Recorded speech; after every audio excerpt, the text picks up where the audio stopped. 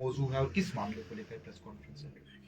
देखिए, सबसे पहले तो मैं आपका शुक्रिया अदा करना चाहता हूँ कि जो रजौरी पुंछ का मीडिया है उसने हमारी आवाज़ को हमेशा बुलंद किया है। ख़ासकर इस मुद्दे पे बड़ी संजीदगी दिखाई है और बहुत हमदर्दी दिखाई है, उसके लिए मैं आपका शुक्रिया अदा करता हूँ। हमने जो कुछ पिछले 1-1.5 महीने में हमने झेला है, जो देखा है, जो सिस्टम में पैरालिसिस है, जो लूप होल हैं, उनको हाईलाइट करने के लिए हमने ये आज प्रेस कॉन्फ्रेंस बुलाई है कि जो रजौरी पुंछ में जो हमें दिक्कत आ रही है, ख़ासकर हेल्थ इंफ्रास्ट्रक्चर को लेके, क्योंकि जो गवर्नमेंट मेडिकल कॉलेज है या जो हेल्थ का सिस्टम है वो हमारी ज़िंदगी और मौत के साथ जुड़ा हुआ है, उसमें जो लूप होल हैं उनको दूर करने की ज़रूरत है। और इस मुद्दे को सरकार ने कितनी संजीदगी से देखा है, उसमें एलजी इंतज़ामिया हो या यूनियन गवर्नमेंट हो या हमारी जो सिविल गवर्नमेंट है, उनका क्या रोल रहा है, क्या रिस्पांस होना चाहिए था, वो रिस्पांस हमें क्यों नहीं मिला है। उसी के लिए आज हमारे ये जो मेरे साथी हैं, हमारे जो सीनियर साथी हैं, मुजफ्फर खान साहब हैं और इफ्तिखार साहब हैं, ये भी आज यहाँ पे आए हैं और इसी पे हमने चर्चा की है और हम इसको हाईलाइट करना चाहते हैं। सबसे पहले हमारा ये मुद्दा है कि हमारे जो जीएमसी रजौरी है, इसका हेल्थ इंफ्रास्ट्रक्चर को इसको स्ट्रेंथन करने की ज़रूरत है। 62% स्टाफ जो है जीएमसी रजौरी में नहीं है। 62% स्टाफ लेस पे जो है, चाहे वो डॉक्टर हों या फिर पैरामेडिकल स्टाफ हो, 62% स्टाफ लेस पे चल रहा है। और जबकि ये जीएमसी रजौरी 14 लाख पॉपुलेशन को कैटर करता है। सबसे पहले हमारे साथ ये जो एक बहुत बड़ा मैं सोचता हूँ कि खिलवाड़ है और लाइफ सेविंग ड्रग्स तक जो है हमें अवेलेबल यहाँ पे नहीं होती हैं, जो कि एक पीएचसी में होनी चाहिए या सीएचसी में होनी चाहिए या डिस्पेंसरी में होनी चाहिए, वो भी यहाँ पे अवेलेबल नहीं होती है। इसके साथ साथ मैं जीएमसी मेडिकल रजौरी की जो टीम है, डॉक्टर्स की टीम है जिन्होंने पेशेंट्स को ट्रीट किया, इंश्योर ट्रीटमेंट दिया और इस महामारी में हमारे साथ खड़े रहे, मैं उनका शुक्रिया अदा करता हूँ कि उन्होंने बड़ी सिंसियरिटी से काम किया। इसके साथ साथ जो हमारी लोकल सिविल एडमिनिस्ट्रेशन है उसने बहुत अच्छे से रिस्पांस दिया है और पुलिस का भी अच्छा रैपिड रिस्पांस रहा है। इसके साथ साथ हम जो लूप होल हैं सिस्टम में, जैसे ड्यूल पावर सिस्टम है, इस ड्यूल पावर सिस्टम की वजह से ही ये सारा सिस्टम जो है ख़राब है, क्योंकि अगर ये ड्यूल पावर सिस्टम ना होता, हमें एयर एम्बुलेंस अगर पहले वक्त पे मिल गई होती, जो 12 मासूम बच्चों की जान शायद हम बचा पाते। इसीलिए हमने ये प्रेस कॉन्फ्रेंस मुनक्कद की है कि रजौरी पुंछ को प्रायोरिटी दिया जाए, इसको प्रायोरिटी बनाया जाए, क्योंकि ये हादसा अगर कठुआ में हुआ होता, जम्मू में हुआ होता, सांबा में हुआ होता, तो शायद वहाँ इंतजाम अलग होते। मैं एक लेजिस्लेचर हूँ और मैं 3 दिन 4 दिन मैंने हर एक दरवाज़ा खटखटाया है कि इनका अच्छा ट्रीटमेंट होना चाहिए। जो पेशेंट बडाल से लाए गए हैं, इनको पीजीआई चंडीगढ़ लेके जाना चाहिए, इनको एम्स में लेके जाना चाहिए, लेकिन इस ब्यूरोक्रेटिक सेटअप में हमारी कहीं सुनवाई नहीं हुई है। तो हमारी ये अपील है कि कोई एक अथॉरिटी हो, किसी एक के पास पावर हो, सेंट्रलाइज्ड पावर हो, जहाँ जिसकी रिस्पॉन्सिबिलिटी हो, क्योंकि यहाँ आप एक ऑफिसर को फ़ोन करो, वो दूसरे पे लगाता है, दूसरा तीसरे पे लगाता है, तीसरा चौथे पे लगाता है। इससे अनार्किस्ट माहौल जो है मैं समझता हूँ कि यूटी में बना हुआ है और इसके ऊपर चर्चा करने की, सोचने की बड़ी संजीदगी से ज़रूरत है। अब मैं अपने बाकी साथियों को मौका देता हूँ कि वो भी अपने ख्यालात करें। सर ये दे दे, सर माइक दे दे। चल जाएगा यार, इतनी बस एक और है, एक और है,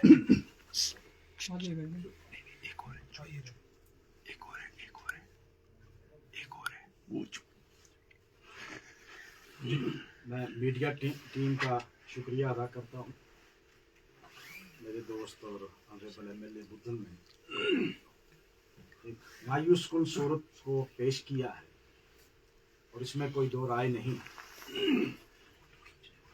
कि अगर वक्त पर एडमिनिस्ट्रेशन जो थी वो काम करती तो शायद हम इन बच्चों की जान को बचा सकते थे। वो अंग्रेजी में कहते हैं कि भाई passing bucks from table to table. मेरी अभी ऑनरेबल एमएलए से बात हुई, उन्होंने कहा मैं एक को कहता था, वो कहता था दूसरे से बात करो, उसको कहता था तीसरे से बात करो। और ये जो ड्यूल सिस्टम है इसने क्रिपल करके रख दिया है। हम चाहते हैं कि अगर लोगों ने हमको मैंडेट दिया है तो ये ड्यूल सिस्टम में रहकर हमको आप कोलैप्स करना चाहते हैं, उससे बेहतर है कि हम लोग किसी हद तक भी जाने के लिए तैयार हैं। हम जावेद साहब के साथ हैं, मैं भी, और मुझे उम्मीद है उन्होंने भी इजहार किया ऑनरेबल एमएलए रजौरी ने, खार साहब ने, कि वो भी इनके साथ खड़े हैं। अगर ये हमको कहेंगे कि हम सब ने धरने पर बैठना है तो हम उसके लिए तैयार हैं। दूसरी जो बड़ी मायूस कुन बात यह है कि रजौरी पुंछ की तरफ तवज्जो बहुत कम है, और इसमें शक नहीं। मैं भी कल हॉस्पिटल में गया था, यानी 48% बल्कि 38% स्टाफ अवेलेबल है।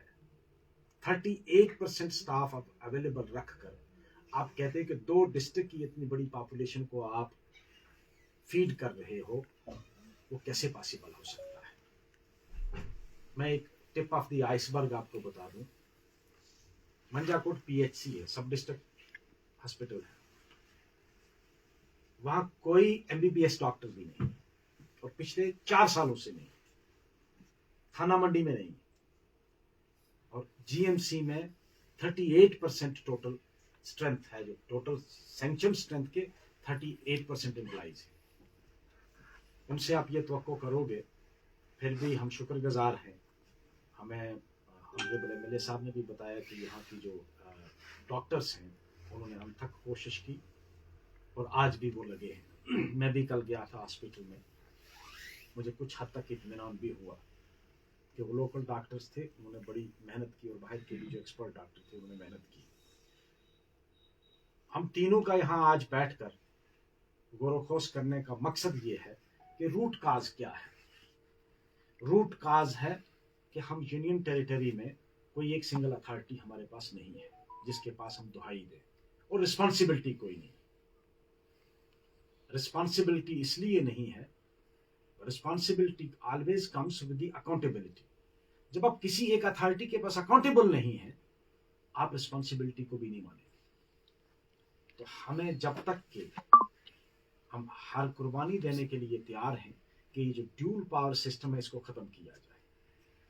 अगर आपको रिस्पॉन्सिबिलिटी किसी एक को नहीं लेनी है, आप शिफ्ट करेंगे, एलजी एडमिनिस्ट्रेशन इल्जाम देगी सिविल एडमिनिस्ट्रेशन पे, सिविल एडमिनिस्ट्रेशन इल्जाम देगी एलजी पे, तो पिसेंगे हम लोग, हमारी आवाम पिसेगी, पब्लिक पिसेगी।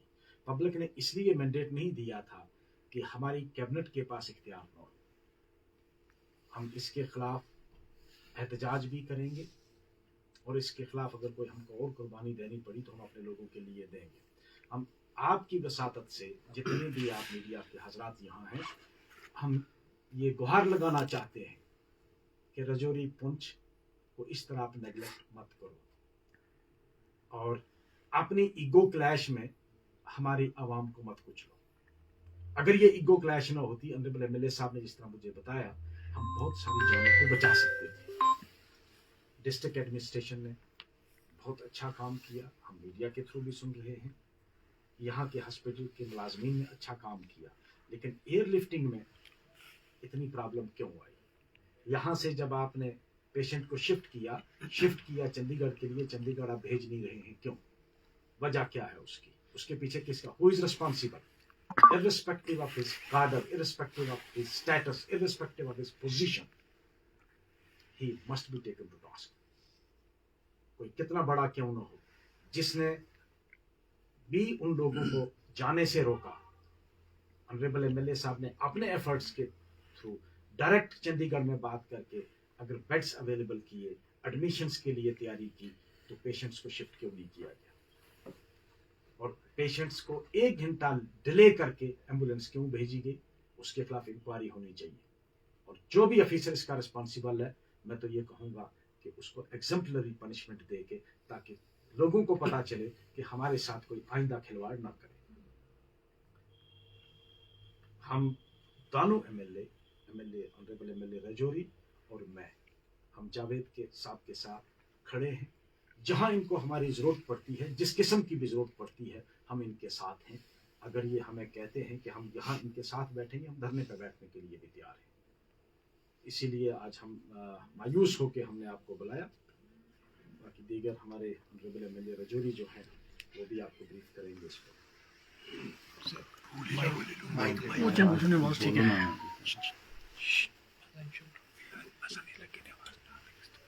आज जो हमारी जॉइंट प्रेस कॉन्फ्रेंस है जिसमें जावेद साहब ने बात रखी और मुजफ्फर साहब ने एमएलए थाना मंडी उन्होंने भी बात रखी। आप सब जानते हैं मीडिया हजरात के पिछले 1-1.5 महीने से जिस तरह के हालात बडाल के अंदर बने और उसमें हमारी 17 कीमती जाने यहाँ से इस दुनिया फानी से रुखसत होगी और कहीं ना कहीं एक ईगो क्लैश, कहीं ना कहीं ड्यूल पावर सिस्टम और कहीं ना कहीं जीएमसी में वो फैसिलिटी ना होने की वजह से हमने वो जाने गंवाई हैं।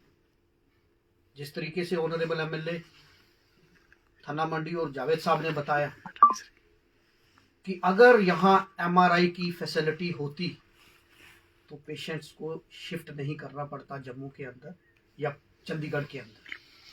हमारे पास 38% अगर स्टाफ है तो आप समझ सकते हैं कि हमारे हेल्थ सिस्टम कितना वीक है। हमने जब असेंबली के अंदर भी जब मैंने फर्स्ट मेरी स्पीच हुई वहाँ भी हमने जीएमसी का इशू उठाया, लेकिन जिस तरीके से एमएलए जावेद साहब ने डोर टू डोर हर जगह घूमे, हर जगह इन्होंने पर्सनल एफर्ट्स लगाए, लेकिन सियासत इतनी हावी होगी कि एक इंसान की जिंदगी से ज्यादा उनको अपनी पर्सनल ईगो ज्यादा इंपॉर्टेंट थी। इसीलिए यहां से एयरलिफ्ट हुए पेशेंट, लेकिन जम्मू से आगे चंडीगढ़ वो एयरलिफ्ट नहीं हो सके। मैं आज आपके माध्यम से केंद्र सरकार से ये कहना चाहता हूं कि हमें, हमारा हिली एरिया है, हमें यहाँ एक एयर एम्बुलेंस परमानेंट, क्योंकि अभी भी ये क्राइसिस ओवर नहीं हुआ।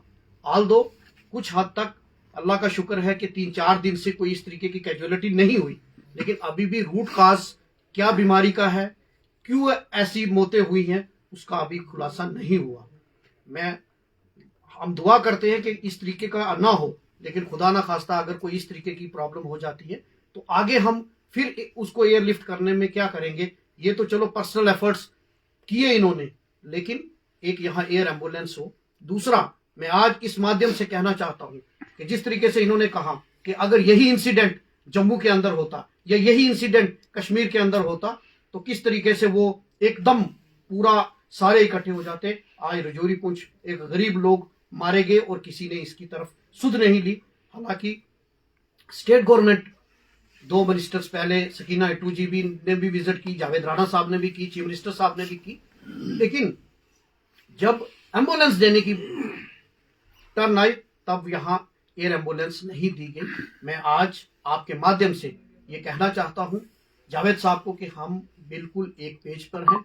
इससे पहले भी जब भी हमारी बात होती रही हमने इस मसले पे पूरी जानकारी एक दूसरे से बात शेयर करते रहे, लेकिन आज हमें जरूरत, जब हमने इनकी प्रेस कॉन्फ्रेंस, इनकी बेबसी देखी तो हमें लगा कि ये आज ये एक मुद्दा सिर्फ बडाल का नहीं है, ये हमारे रीजन के लोगों की जिंदगी का मुद्दा है।